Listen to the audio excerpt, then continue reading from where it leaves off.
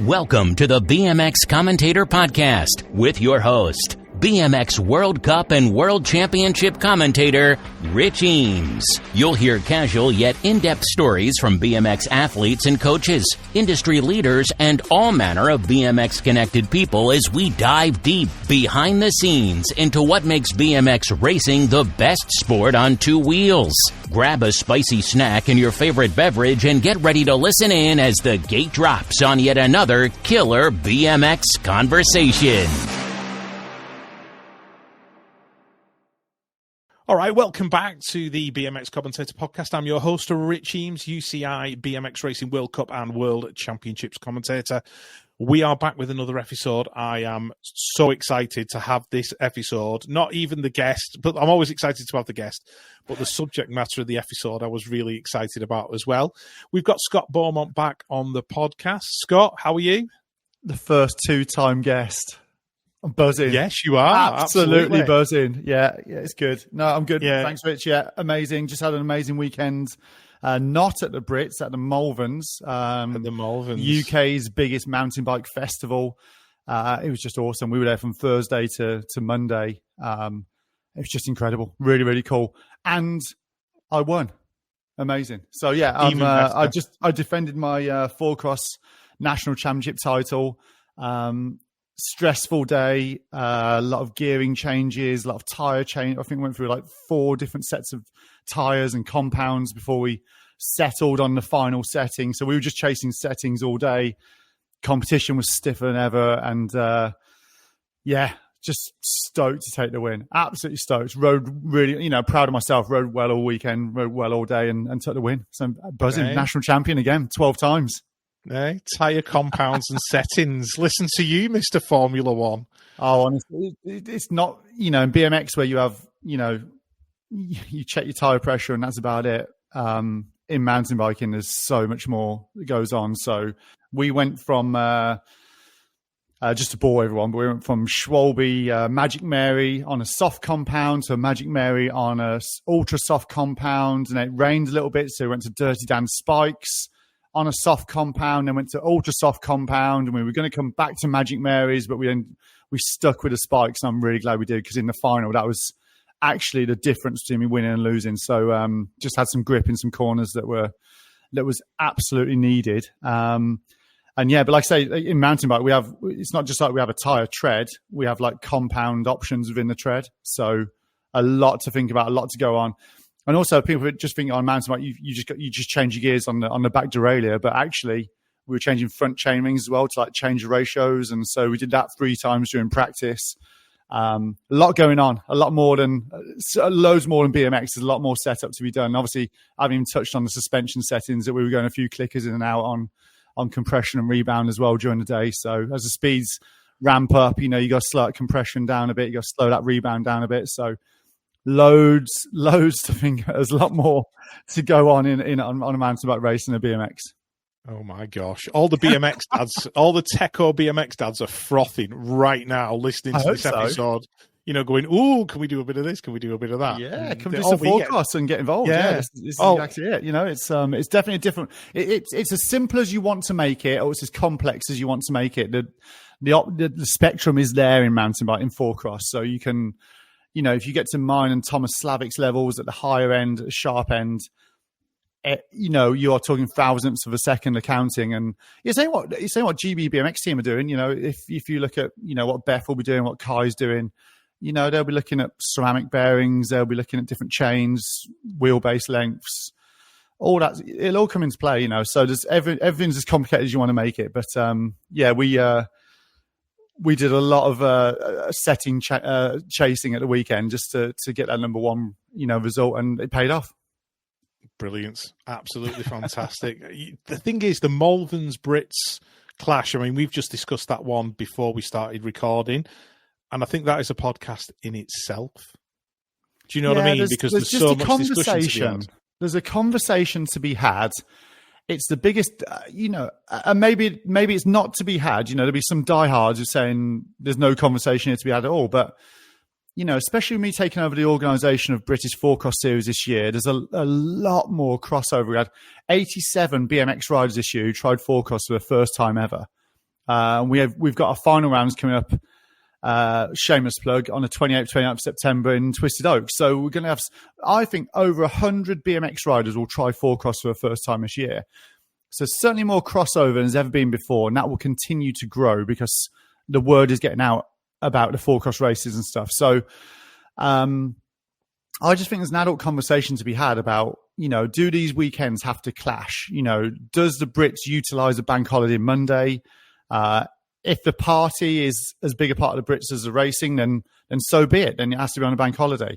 If people are saying, well, no, actually the racing is the main part of the weekend, and we'd like to go to Malverns as well, and maybe you'd like to commentate there, Rich, or some people like to race or do some dirt jumping or whatever it may be, then there's certainly a discussion to be had, because the Malverns is locked in on that date for the next 10 years. They've got an agreement with Eastern Deer Park, Eastern Castle. That facility is locked in a contract. So it's just an adult conversation. If BMX won't move, that's fine. It's not a problem. But there's definitely going to be, there's talk of more riders coming to Malverns next year from Brits, because, they're just having such a good time on the mountain bike. So it doesn't have to be a competition. It's not a competition. It's just doing something different. And I don't think our two biggest events should be clashing. No. But I'm not the powers that be. I'm just someone who enjoys riding both. I love BMX. I love mountain bikes. And if there was a way of doing both, then an adult conversation is certainly due on that subject. Yeah, definitely. So, I'm glad it was good anyway. So just moving on, because we did have a plan for this podcast, believe it or not. We didn't have a plan for the last one, did we? But we definitely have a plan for this one. Okay. And basically, as part of the last podcast, if you haven't gone back and listened to the Adventures in Podcasting episode, which I think was 2 or 3 back, between myself and Scott, we had a brief conversation about sponsorship within BMX and mountain biking and that kind of stuff. And we said we were going to circle back to that, look at it in more depth, and, give you, the listeners, some real pointers on how to kind of present yourself properly to sponsors. And we finished that conversation, Scott, and my head was going, and I'm going, wheels were turning, and I'm like, this is far too exciting a subject to sleep on. So I'm like, right, we need to get you back on really quickly. And luckily you were up for it, which is good. So, we're going to dip into sponsorship and marketing in the world of BMX and mountain biking. You're going to give us the benefit of your 40-odd years of experience, and we're going to drop some science, I think is the best way to describe it. So, I think probably question number 1 from me would be, what do you think the common myths are around sponsorship in the bike industry? Because there's so many of them, people going, oh, it's just about getting, free stuff from manufacturers and that kind of stuff. They're only interested in your social media numbers. You've just got to be cool and this, that, and the other. But let's just address, Scott, to start off, those common myths about sponsorship in the bike industry. You ream them off and we'll just talk about them. Okay. You mentioned social media there first. It's what sends shivers down my spine. We've touched on this a few times before, but there was this, it used to be, not even used to be, in the recent past, it used to be about how many followers have you got, how many likes have you got, et cetera, et cetera. And the problem with that is, for example, my Instagram, I've got 45-odd thousand followers. I've got a blue tick. That's really cool. Great. Do I care about it? Not really. And this is the point. What does it prove? What does it change? How does the needle change for anyone else? So I've got followers because I place good imagery on my social media. I employ a photographer, Charles Robertson, who travels with me to the vast majority of my events. So it's a good place to advertise and put social media content, to put advertising, to put brand awareness, to put product placements in there. And that's just ticking one box off. But the more you dig into sponsorship, the more you dig into impact of social media. Does that post on social, does those followers, do those likes, do those demographics, do they sell any more product for a company? Does it actually work? And the overwhelming answer is probably not. It's a combination of many things. So just having some good social media numbers and relying on that to be your sponsorship base is the wrong way to go about it nowadays. I think 5 years ago, it was certainly something that really mattered. These marketing people in their lovely air-conditioned offices, a lazy way of doing marketing would be just to, well, we've got a couple of athletes on board. They've got blue ticks. We've got 250,000 followers between our athletes, and that'll do. Well, it won't do. That's not enough. And that's not enough from the company. It's not enough from the rider. So considering that social media is like, the vast majority of the promotional aspect of being a sponsored rider is a myth that needs debunking straight away. It's not, you can't rely on that. It's not enough. A much more proactive way of doing sponsorship, it would be to, actually engaging with people personally. So that's talking to more people. That's really putting yourself forward to in the morning, going around all the trade stands and saying good morning to everyone. That's talking to commentators before we start racing, just to update people like you, Rich, on what's been going on recently. Am I carrying a bit of an injury? Is there a bit of a story there that when I'm racing round, you can mention, I know several times this year I'm racing and you'll mention the 96 podcast. We are our podcast buddies. We'll talk about podcasts, and that gives you something to talk about me about when I'm racing. So it's finding some angles, and when you're interacting with people, and it should come naturally. It shouldn't be forced or a script. It's just we chat about podcasts inevitably because we both do one. Then when you commentate on me, you talk about, here's Scott Beaumont, 96 podcast host, leading this race, or he's seventh in this race, or whatever it may be. So it's engaging. So sponsorship, not relying on your social media, but having social media as maybe like 10 or 20% of it is good. Having personal relationships, talking to people, opening your story up, telling people about what's been going on, if they're interested, of course, is another 20%. Next is your presentation. How do you look? Is your bike clean? Is it immaculate clean? Is it all polished? Are the stickers peeling off? Have you put fresh stickers on? Do you look like you're someone who's serious about racing, or do you look like you just turned up from the last race? There's a bit of dust in between the spokes on your wheels. Well, that doesn't matter. No one will notice. People do notice. So being clean and tidy. Is your jersey ripped? Okay, well, maybe you can get a new jersey. If you can't afford a new jersey, maybe you can get it stitched up. Make every effort to make sure you're presented well. Do you have gusset grips on your bike, but an ODI sticker on your helmet? It's probably not the look you're looking for, So all this stuff, and I don't want to get too, focused in on literally the detail that I go into, but just because you've been given a free sticker doesn't mean you have to put it on your helmet or put it on your bike. Present yourself well, look good, make sure your kit's clean, make sure your kit doesn't smell. You know what I mean? People, clean your helmet liners. Just present yourself in a professional, clean, good way. That's a really good starting point. Yeah, absolutely. Next, if you're in a club at BMX races, don't be a pain. Don't be in that ease up and be a pain. Be in that ease up and represent people who are supporting you. So put yourselves forward. Help out with putting ease ups up and taking them down. Be that person who is dependable. Be that person who is always there and helping.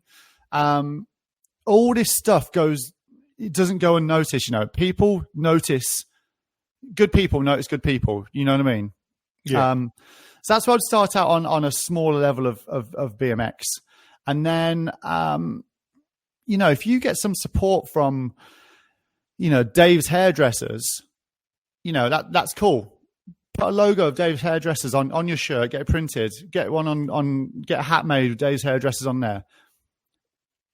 Support the people who are supporting you. Just because it's not GT or it's not Fox Clothing, if Dave's Hairdressers is supporting you, give back, So don't just take the £100 or £200 and don't do anything with it. Like, try and build that relationship. Try and build that 200 into £1,000 next year by sending them some photos from every race. Send a little race report out there.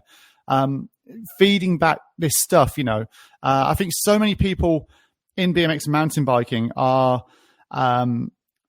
looking for sponsors. It's so intrinsic. People are just looking within the sport. They want to be on a national race team, for example.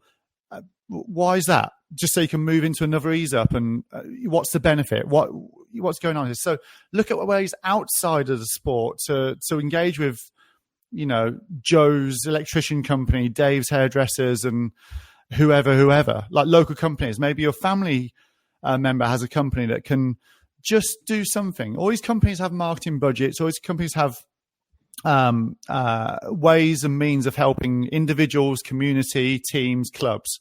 So even if it's £10, well, that's half your race fee for the next race done. So try and engage people outside of national race teams, outside of BMX. Try to look a little bit more openly outside of our tiny niche little sport, and explore. That's where I'd start, I think. How's that? Okay. I'm not sure if I answered your question at all yet, but I'm no, you've gone into like mega detail there already, because my next question was going to be, actually, because obviously you've worked as a marketing director, you have 40 years of experience in this sport, and just going back to what you were saying about presenting yourself, we're doing a podcast now that's going to appear on YouTube, and you're wearing your sponsor's t-shirts, and that will appear on YouTube for like forever. Do you know what I mean? All the logos are there.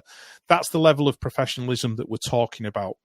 So, well, it's not though, is it? Because it's a £5 t-shirt printed with like a 10-15 quid print. So it's not a level of professionalism. It's just I take it seriously. So if I'm going to do a podcast with you, I'm not coming on here in a super dry t-shirt or a Gucci t-shirt. I'm going to come on here in the people who are supporting me. And that if this is Dave's Hairdressing or Adria Motorhomes, it doesn't matter.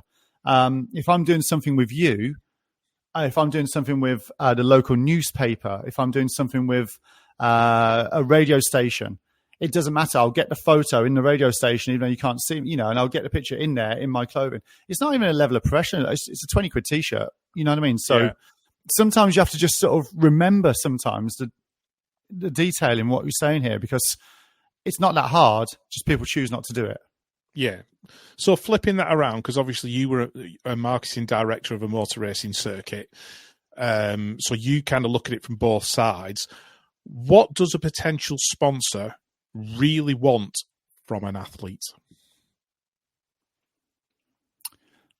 Well, measuring return is one of the hardest things imaginable, because if you take Saya Sakakibara, Olympic champion, will now have offers coming out of her ears. How do you measure the return on giving her £100,000? How do you measure return on giving her £1 million? How do you measure return on giving her a tyre? It's very, very hard to do that as a direct thing. It's more about a hunch. So if you it's all about, I just think sponsorship marketing, it's all about presentation. If you come across as someone, maybe not professional is the wrong word, but just someone like who has integrity, who has principles, who is genuine, it's easier for me because I've been around a long time doing this. People trust in what I'm doing. It works. That's as close as you're probably going to get on tangible benefit. Does Beth Shriver riding a prophecy sell more prophecies? Well, at the point of sale, there's no button there to say, where did you hear about this prophecy? Did Beth Shriver winning the gold medal on this bike make you buy this bike? That detail isn't there, and it's not there for many products nowadays. There's not much out there. So all you can do as a company is look and see, was there a feel-good factor on that day? Did you have thousands of people there cheering for Beth? Was she sat on a prophecy bike? Therefore, we think this has worked really well. And that's probably as good as marketing gets, in my opinion, because you just can't get the tangible benefit. Did Beth sell 251 frames because you won the Olympics? We have no idea, nor does Prophecy. Does Prophecy feel good sponsoring a gold medalist? Of course they do. Did they see their numbers, their sales go up? Probably. And that's really where it's at. Did those numbers go up because they brought out a new colorway, or just because Beth was winning? It's very hard to pull those things apart and actually give a direct, tangible benefit of sponsorship. All you can do as a rider is present yourself well, talk well, be confident. Win races is always a bonus. If you can be out there winning races, if you can feed back to fellow teammates, club members, the sport. Can you get involved in the club? Can you sit on the commission to help guide the sport? Can you be more of a face of a sport? Can you then work with UCI? Can you just keep on pushing your profile up and up? And can you not just get your name out there, but again, what we talked about last time, can you leave your sport in a better place? I think if people have that mentality of let's try and not just win races here or get lots of likes on social media, but can we make the sport better? Can we do something here that makes our sport better? Sponsorship will flow in right behind all that. Oh, okay. So yeah, the kind of, I suppose if you were to sum that up into like a sort of a concise kind of package, it's like give more than you get, give before you receive, and then wait and see what comes in after that. I mean, the prime example for me was I remember going to nationally in the US in 2008, the NBL, and I had numerous conversations with people on that weekend. It was the first weekend I met Jason Richardson. It was the first weekend I met Matt Polkamp. But the one scenario that stood out for me in that weekend, I had a chat with Nate Berkheimer. Now, Nate's long removed from the racing scene. And I actually did a little interview with him for my old podcast from like back in 2008. But as I was walking up for my main event, he stopped me. He went, "Good luck, mate. Have a good one." And that stood out in my mind for 16 years now, 17 years. And he's still one of my favorite riders of all time. So things like that, making yourself available, making yourself presentable, like you say, and just genuinely being a good person can being go polite. a long way. Yeah, please, absolutely. Thank you. Good luck. Yeah, it doesn't have to, if that's not you, and perhaps sponsorship isn't for you either. If you're genuinely a good person in life and you translate that through your BMX racing, through your sports, you won't go far wrong. And just wanted to add there, the lower, I did mention there about, what's tangible and how can you assess actual benefits and results from sponsorship endorsements. But I think the lower the product support is, the more you really can, because if Rich, I sponsor you now, I am Vans and I sponsor you with a pair of shoes this year. Fantastic. You're a great commentator. We want you in our shoes. Everyone's looking at you. Fantastic. You would really want to show that you sold Vans 2 pairs of shoes. 1 pair to cover the cost of the pair of shoes they gave you, and 1 pair to give them some profit. So that 2-to-1 ratio, I think, works really well where, on the smaller level deals, if someone if Crucial give you a frame, and you can literally take a customer over there and help, produce a frame sale off the back of them seeing you sponsored by them, that's great. If you then take a second customer over and say, this is Joanne, she wants to buy a frame for her son, fantastic, and that deal goes through, all of a sudden Crucial go, okay, well, just because, Joe Bloggs was on our frame, he just sold us 2 frames. That worked. We've made some profit from this. It's all working. So I think the lower the deals are, the more you can actually assess it. When you get up into payments, thousands of pounds and vehicles and cars, then it becomes much more down to, getting that worked out. Do I sell any more £150,000 motorhomes this year? Well, it turns out I do know 4 have been sold off the back of viewings of my motorhome. But as a general within the offices, do they see that sale go through? There's no link there. Just, It's always tricky to assess it, but the lower the number is, the lower the product support is, you can start really pushing that stuff forward and saying, oh, no, we sold 4 pairs of tires for you last week. So that 2 pairs of tires you gave me is great because actually we've given you some profit now. Okay, fantastic. So moving on to things like, I think this is an area that people don't know a huge amount about, which is sponsorship proposals. So from a position of like a rider who wants to go out, they want to get some assistance, what is or how would you advise a rider to structure a sponsorship proposal? Okay, that's fairly easy. You want the person reading that proposal to finish reading your proposal and have no questions left at all. You need to address everything you possibly can so that their only answer is left with yes or no. And if you can produce a proposal that does that, you are close to sponsorship. You've got a good chance of getting something, because what marketing people hate, what people in offices hate, is more work. They're busy enough already. They have a full-time job. You adding to that just adds to their day, their week, their year. So the easiest answer always is no, because no means no more phone calls, no more emails from you, no more letters. This is done. No just means I carry on with my day and I don't have to do any more.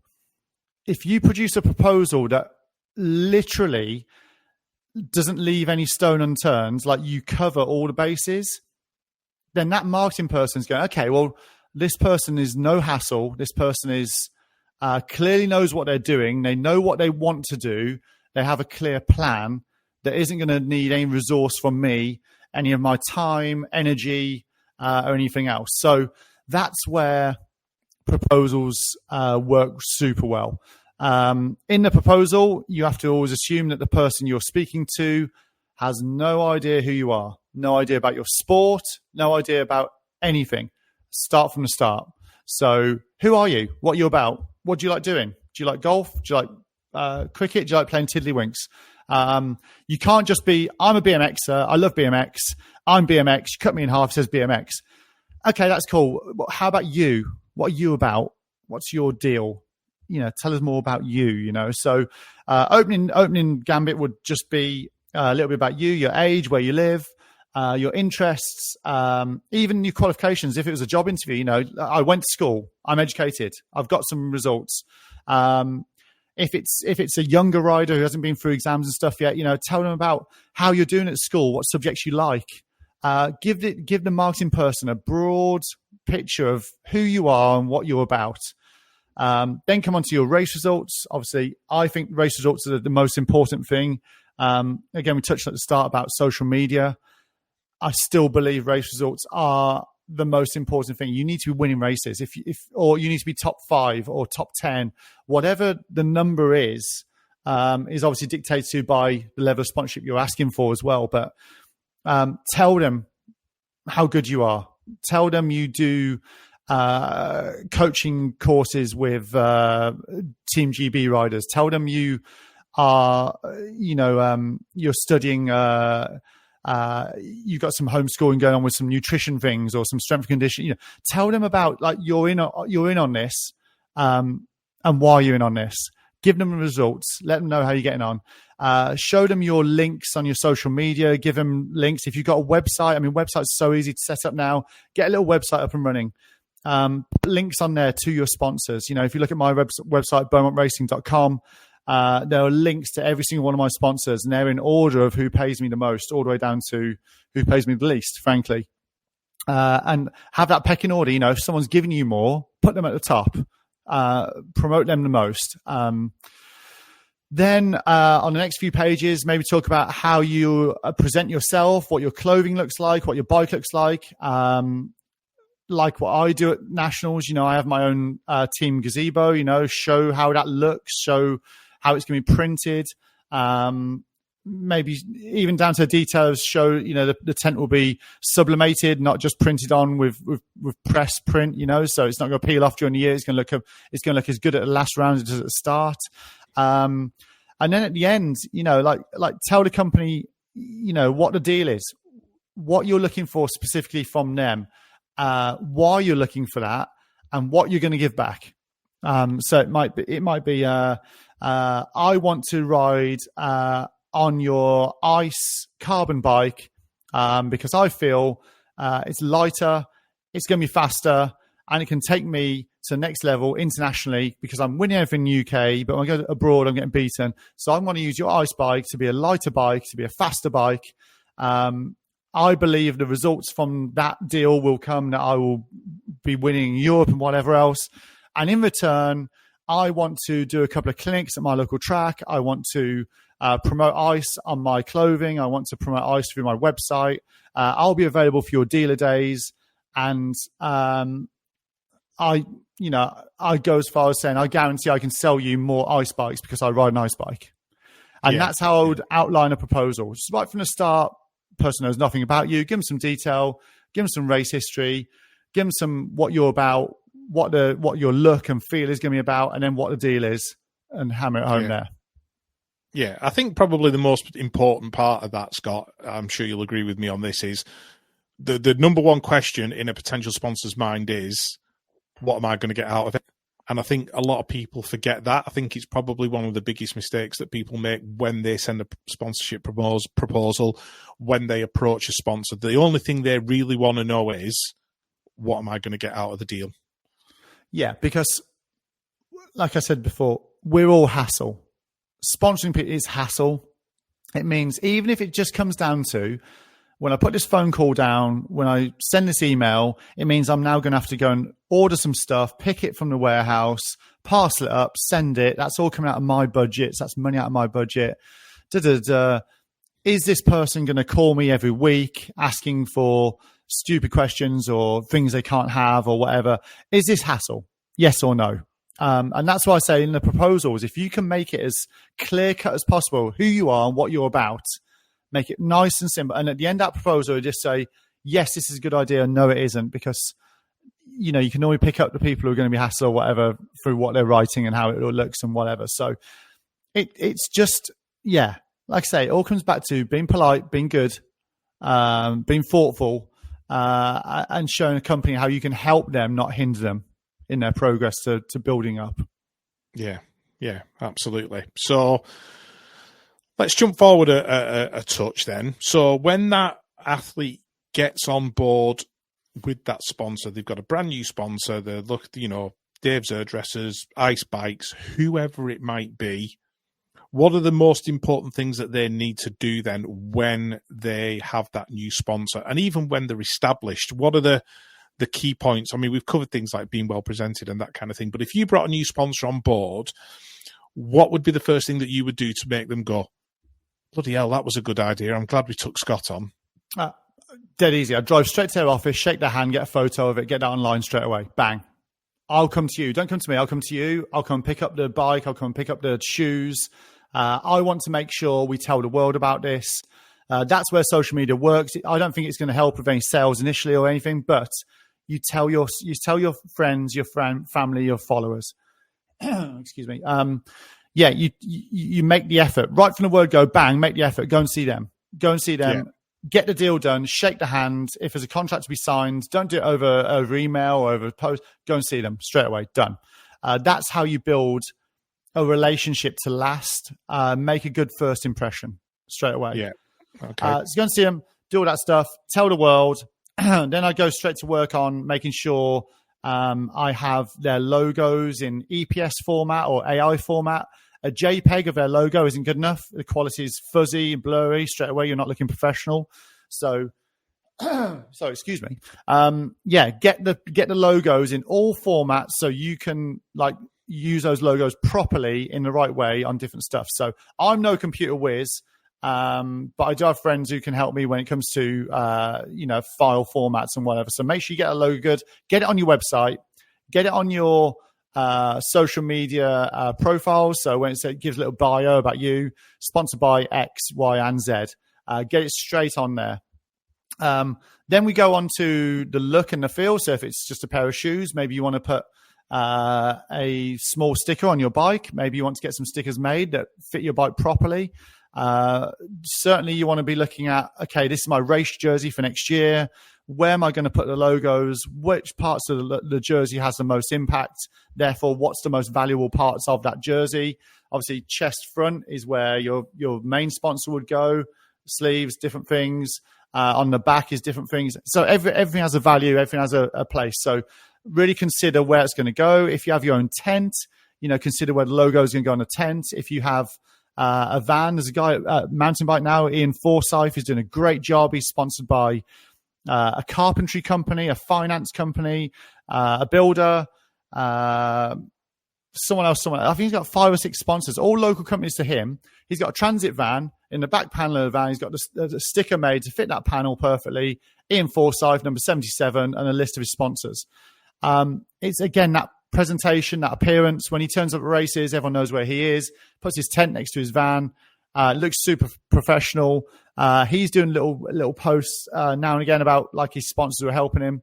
So that's the stuff I'll be doing. You sign a new sponsor, go and shake their hands, get the photo, promote, get your kit ready, get to the track, and go and win those races. Yeah. Okay. So key point, be a professional at all times. So it's got me this far. Yeah, absolutely. It's got you through 40 years of racing.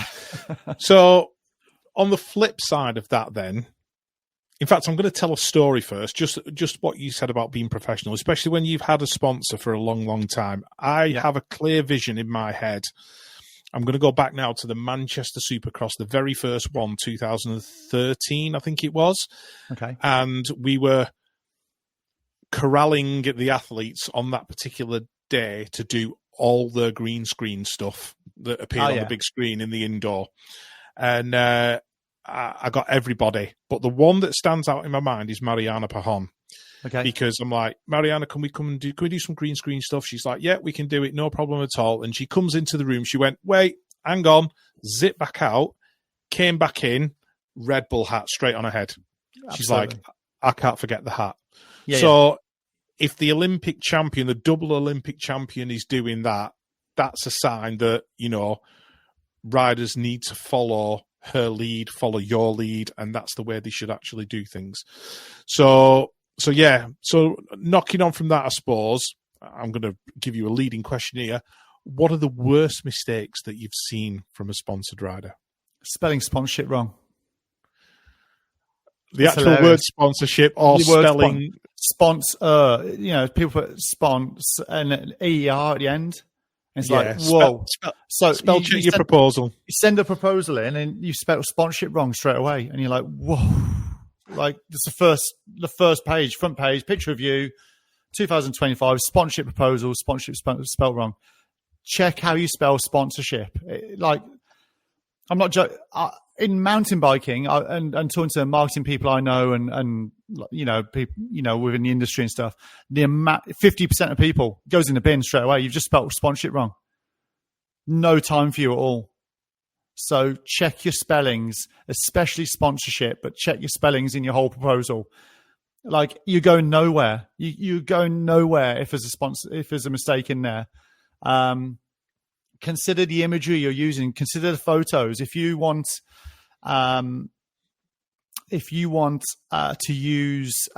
sponsored by Schwalbe tires, for example, and you're currently using Maxxis tires, maybe consider using photos that don't show side on you and a big Maxxis logo on the side. Maybe consider showing photos that, a bit more generic, you know what I mean? Stuff like that. So consider the imagery, consider the photos, get your spell check right. And then also, it sounds so stupid, but, use the product. If you don't want to use the product, don't ask them for sponsorship. If you're using, I'm not going to pick anyone out, but an inferior product, something that is cheap and nasty, but you're using it because you got, 12 of them for free. And then you end up not using it. It's just no good for anyone. Yeah, the product's not very good in the first place, but try and pick your companies wisely. Don't go with someone you don't believe in. Don't go with someone you don't have any faith in the product. Choose your company. If you don't get that sponsorship, then fine. But it's good to have principles and not just sort of sell yourself to the lowest common denominator and be like, okay, I'll just take that because it's free. Be happy to say no. it's, you want to use products that help you like win or be better. Using products that are if I'm a BMX rider and I'm accepting sponsorship from I don't know, a dog groomer, and all they give me is 4 free dog grooms, well, it's not really going to help my BMX career. Sure, my dog will look fantastic at the side of the track, but so pick your products wisely. I'm getting better examples than a dog groomer. I'm sorry, Rich. I should have it's some better examples up and running here.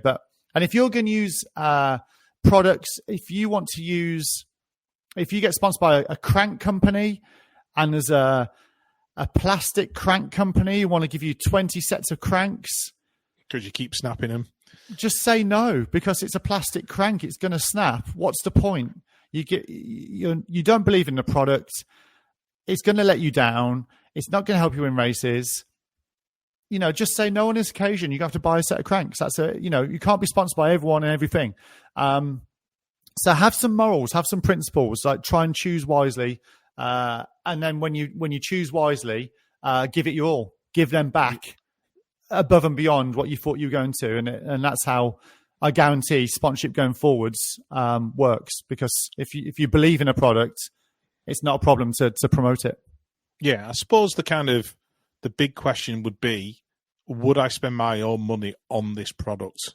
And sure. If the answer is yes, then it's probably a good person for you to go to with a sponsorship proposal at the level where you're currently at, or maybe one level up if you want to move yourself on. So yeah, key point, if you would actually go and buy that company's products, then, that's the kind of people you need to be approaching. Plus, as well, going back to the tire example that you gave, I think if you've got a specific company that you want to be sponsored by, and the fact that they're going to give you 12 sets of tires to see you through the year, or give you enough money to get you to 3 Euro rounds, I would go out, buy a pair of tires and get a specific photo of me riding on those tires. So when they open up the proposal, they go, bloody hell, he's using Schwalbe tires already. Yeah. That's exactly. a good start.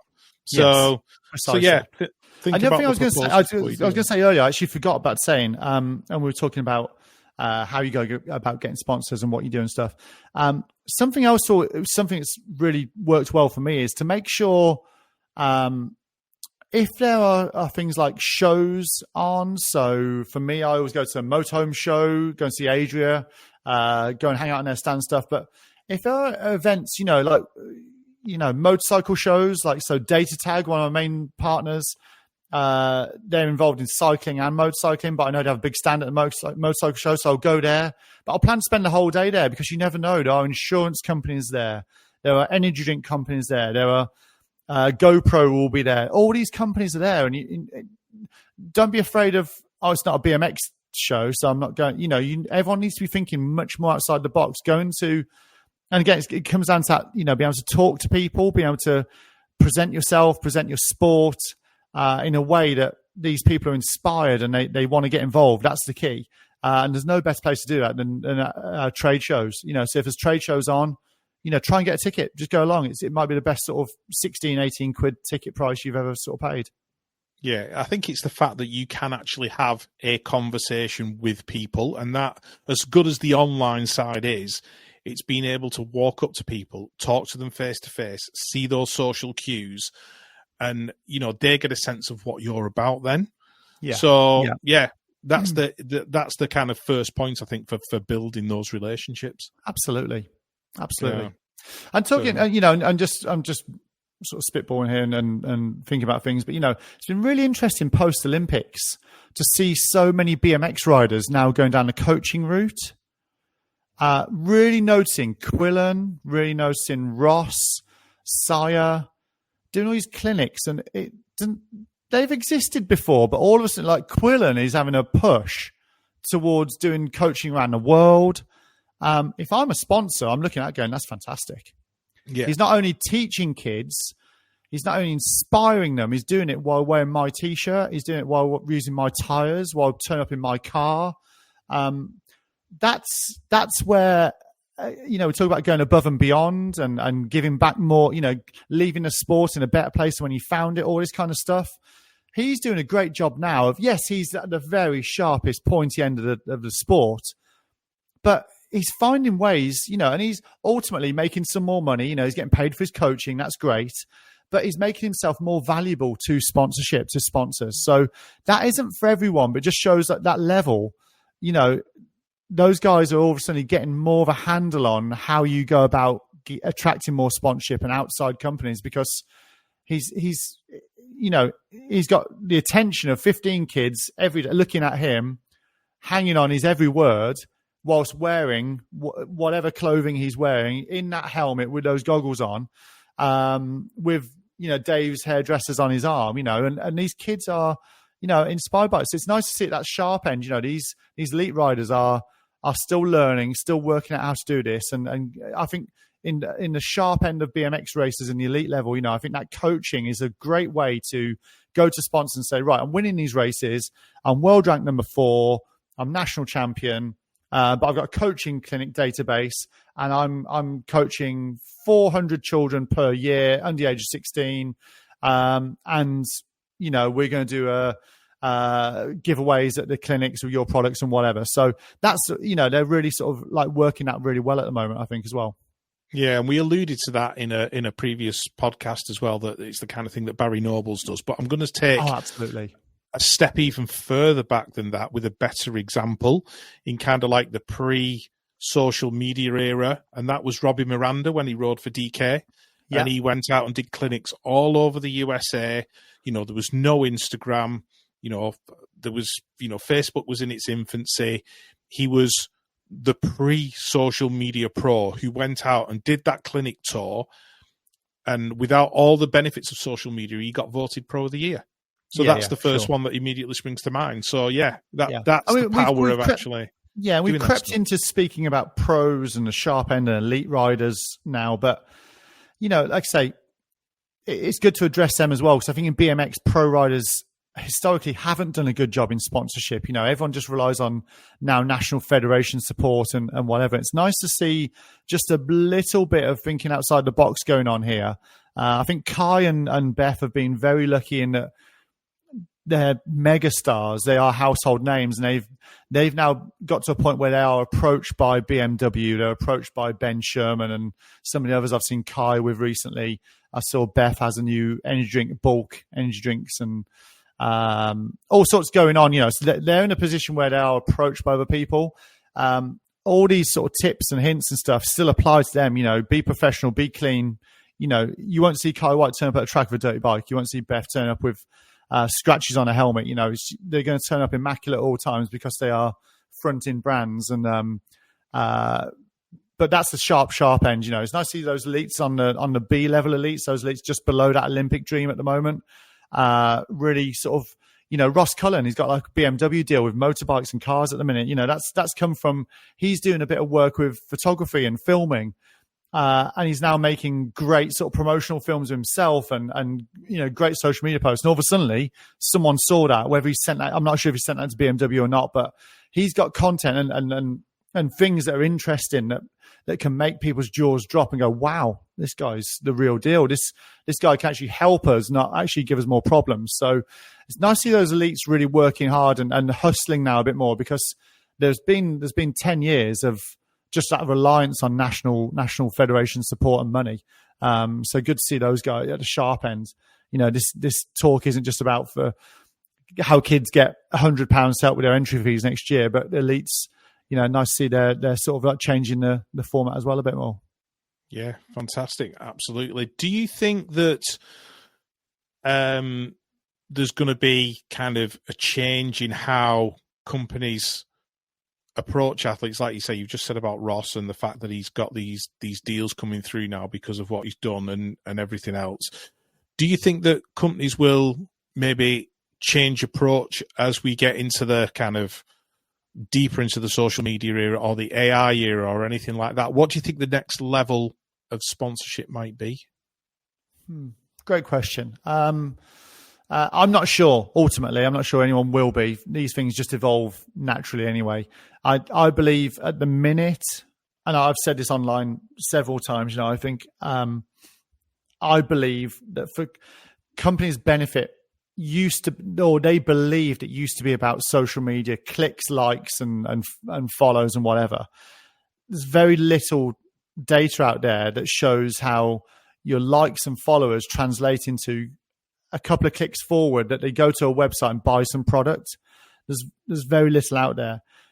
I think things like podcasts are fantastic platforms because you can get into people's ears, not just their eyes and their fingers. It is a really good place to start, I think, with current levels of sponsorship. I think diversifying into podcasts, into vlogs, I think is just a real key part at the minute. Like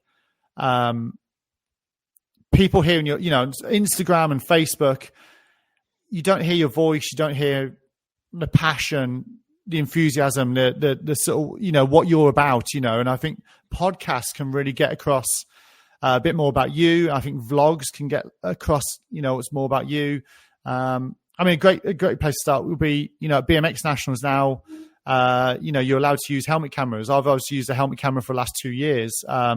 Last year I had to apply to BC with our forms that you filled in, and which I get is a bit of hassle for some people, but for me and my sponsors, being able to promote, that was worth every second of every bit I had to write in that form. This year I think it's if you're over, I believe 16 years old, you can use a helmet camera. Absolutely. How many helmet cameras are you seeing out there? Not very many. 4, 5?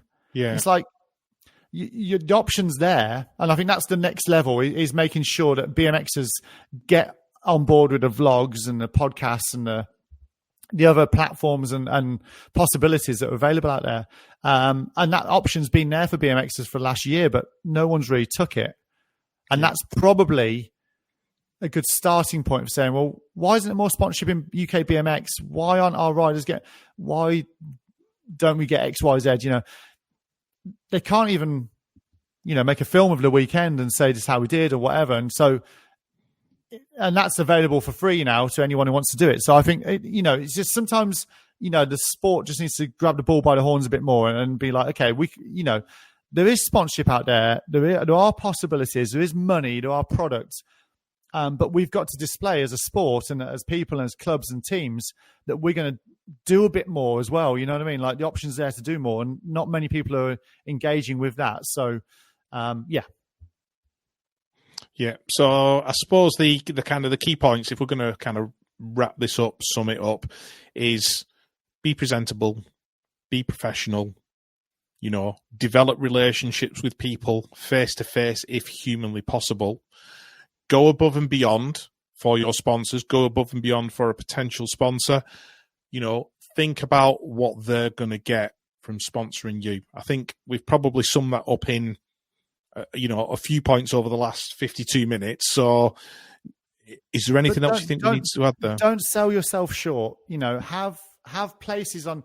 Ty Woofenden in Speedway is a great example of this. So he wore all black he still does to this day. And he's like world champion, 3 times world champion, whatever. He will happily race in an all black Kevlar race suit for Speedway at Grand Prix level with no sponsor. If he has, this is worth an amount of money. This is worth an amount of money. This is worth an amount of money. All these are different values. If people don't step up to that, they don't go on. And so I think that's probably a good thing to add as well. Like, don't undersell yourself. If you have a value in mind of what this logo here is worth, whether that's a pair of shoes, whether it's 4 stickers or £100,000, like stick to it, because it will come good. Because this year, Ty Woofenden all of a sudden does have the logos on there, but he stuck to his guns and just said, no, this is 100, not £50,000, or this is 1,000, not £400. And don't be afraid of. It's so easy just to grab things sometimes, but have some principles, have some belief in what you're going to do is going to work out. Because I think when it comes to sponsorship, it's so easy to just grab sometimes, and like I said, just go for the freebies and the bits of money and what. Just think about what you're doing. Try and have a plan. Try and have structure. What the number. Everyone can print their own number plates now. Really consider. Every photograph probably at BMX Nationals has your front number plate on it. So what's that worth? If you think that's worth a pair of shoes, then fantastic. Put Vans on there, get a pair of shoes. The helmet, the shirts. Just consider what everything is worth. Everything's got a value, and try as much as you can, to have some principles on what those values are. Yeah. Do you know what? That was actually a subject that I didn't think about. Examples from other sports of people doing really good jobs with sponsorship. Is there anybody else that you can think of? I know you've given us that Speedway example. Is there any others that you can think of from like motocross, skateboarding, surfing, anything like that? Let me just drop my microphone here. I was sat in a bar with Ricky Carmichael one time. Oh my gosh. Clang. And Ian Walsh, the surf guy. Yeah, I know that name. He's a big wave surfer, isn't he? Big wave surfer. Yeah. And we had done the Fox clothing launch in Biarritz. So obviously Ian was brought in because he could do some surfing for Fox reps and stuff. And literally me, RC, and Ian are just sat there having a beer. It's like 1 a.m. in the bar after doing this whole presentation. We just launched a new carbon helmet, I think, for Fox and all sorts of stuff, loads of stuff going on. Sat in a bar chilling. And RC started asking, listen to me, my mate RC. RC was asking Ian about how sponsorship works in surf. And so he started explaining that his surfboard, even on his surfboard, is literally, he can like divide it up. He can put lines on his surfboard. That's worth X. That's worth less. This is worth least. And it's all about when he carves the waves, like what shows in the picture. What is always the most visible. Right. And he could literally divide his surfboard up into money. Like, this is like 8 segments, and that's what each segment's worth, and there's reasons why. I just thought that was ace, yeah. And that sums it up. I mean, that's as easy as it is to work it out. It's like he's got a board, just slice it into 8 slices, and that's what each one's worth. Like a pizza. I'm not going to... It was between me, Ricky Carmichael, and Ian on what those values were, but it would make your eyes water. Wow. You would not believe the money he talks. It was... And this is 10 years ago. It was shocking. Millions. Wow. Millions. So, yeah. So, everything, just consider logo placement. Consider, where it goes. Look at the photos you got this year. Look at Roots and Rain. Look at Tony Twist photos, Abby Taylor's photos, Suzanne's photos. Look at, really think about like, okay, most 90% of pictures are coming from this angle. So I need to really think about where my sponsorship goes, how it looks. Yeah. Then I need to get that message across to the company. I need to get a message across to the company in a way that they feel like I'm trustworthy, I'm worth their investment. And then afterwards, I need to deliver on what I said I would. Those are your 3 steps. Consider it, execute it, deliver. Yeah, brilliant. Do you know what? Just talking about other athletes from other sports, there's another one that sprang to mind. And I think this kid was a sponsor's dream before he won a race, before he won a title, all that kind of stuff. Hayden Deegan. Yes. So Hayden Deegan might just change a couple of things I've said in this podcast in that, well, maybe not actually, because it's more vlog, isn't it? But the vlog side for them has built their social medias into these monsters. I mean, it's millions and millions and millions of followers, but it still comes from the vlog that, like I said, not many people in BMX are engaging with. I think it's a real... People in BMX really need to be getting behind those helmet cameras. Show the story of the weekend, show what's going on, get it out there. But Hayden Deegan, the Deegan family, Brian, and even like his daughters are in like NASCAR truck races, and that's how you build. Having a dad who was a nutter anyway, doing craziest things and whatever, and backflips and sending his bikes when he won a Supercross race, all that stuff. That helps in the background before social media. I think people have got a perception of what Brian Deegan, who he is, Metal Militia, all that kind of stuff. So that helps. But the way they've been able to sort of now focus that Metal Militia kind of support into this squeaky clean American kid with Hayden is quite interesting, because they've been able to channel people who may not actually have been Hayden Deegan fans while supporting Brian Deegan, actually have transferred them into Hayden fans and this squeaky clean All-American kid. It's fascinating story, that family. Yeah, absolutely. Keep hearing they're going to set their own team up and all sorts. They're going to, and that's probably a little closing thing to say for BMXers is, if you look at what I do at Nationals, I have my own stand, I have my own presentation. I'm not part of another team. It doesn't cost all that much to have your own gazebo at races. So don't be afraid of, if you're in a club at the minute and you're offered to ride for a team, but they're really not giving you that much, don't be afraid to go out and do it yourself. It's not a problem. Do your own teamwork. Do your own thing. It's not a problem, honestly. It's you might thank me for that one day, because I just see some of these riders jumping onto these teams and stuff and not really getting much for it. It's again, having these principles, having some values, having some, what am I worth? What am I worth to others?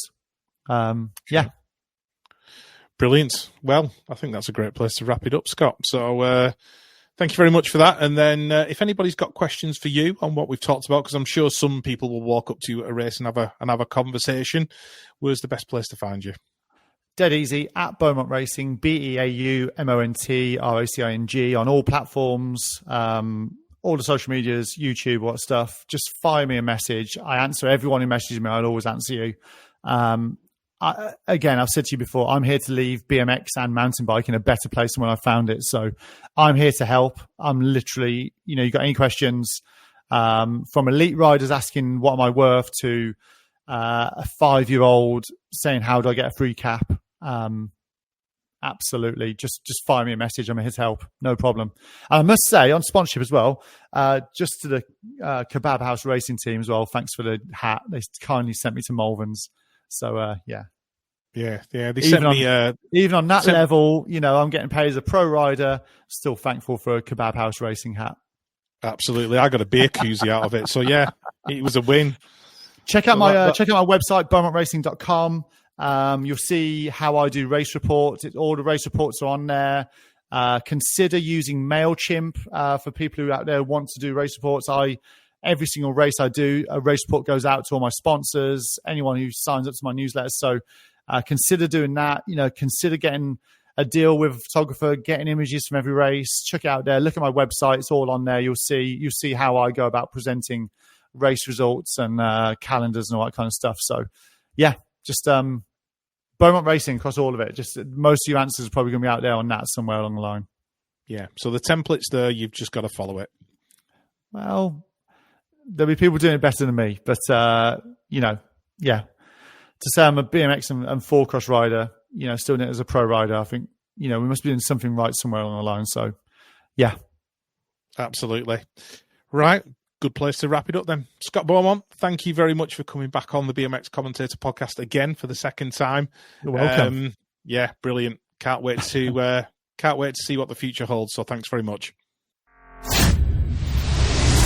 Thanks for listening to the BMX Commentator Podcast, the raddest thing to come out of Wigan since Pools Pies and the A49. Don't forget to hit the follow button wherever you get your podcasts, and be sure to share this episode on your social media channels. To get in touch with the show, drop an Instagram DM to @BMXCommentator. Now, get your ass out to the BMX track and get racing. We'll see you for another show very soon.